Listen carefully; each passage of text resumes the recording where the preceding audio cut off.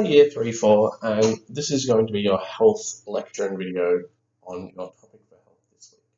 Now, your topic for health this week is personality. And personality is the characteristic sets of behaviors, likes, dislikes, and emotional patterns that you follow that basically make up you as the individual person that you are. Every single person has their own individual personality, and it is shaped by a variety of different factors. So some of the factors that can shape it are the people you're around. Some of the factors that can shape it are your likes and interests, your dislikes and disinterests. There's no real agreed upon type of personality, and there's no real sameness between personalities. You can have people who like the same things, but they might express their personality about that same topic in different ways. For this week's health class, what I want you to do is you're going to think about some aspects that has shaped your personality as you've grown up. So the first thing that you're going to be thinking about is a success that you've had. So a success can be completing a test that you wanted to do really well on, that you studied hard for and did well. A sporting achievement, like winning a really hard game or getting to the finals when you haven't done before, or qualifying for something that you haven't done before. Success is anything that you have achieved a goal or achieved a higher level standard than you did previously doing something. Next thing I want you to identify is a failure that you've had. Now, a failure can be a great learning experience. So I don't want you to think back just to times that you felt really, really bad about yourself. I want you to analyze times that you might not have achieved what you wanted to achieve. So an example of a failure that I had during my life was when I was trying to swim. I didn't reach the qualifying time that I needed for a swimming event before the event happened.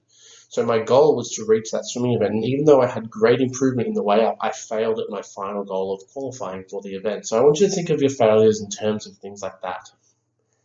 And then analyze your failure and understand why it's important to analyze your failure. And I want you to analyze it and think about what you learnt through that failure. So for me, I learnt that sometimes I might not achieve my goal, but I'm still able to get through to a much, much higher level of swimming by focusing on a really high goal. So even though I failed at my goal, the experience of going through that of time was really important.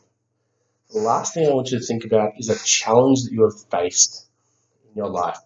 And that challenge can be something that's ongoing. That can be a topic at school that you find particularly hard. So if you are finding maths particularly challenging, think back to how that being a challenge has shaped your personality. So I have an example on the website of something that has taught me about success and failure. So a success that I had during my swimming time was that I was able to make a state final when I was swimming.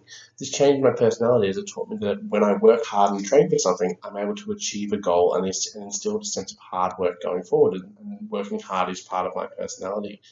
You might have, for a failure, I told you, and then a challenge that I faced, and I'll keep it within the swimming realm to make it nice and easy for you, is that I was never a very good breaststroker.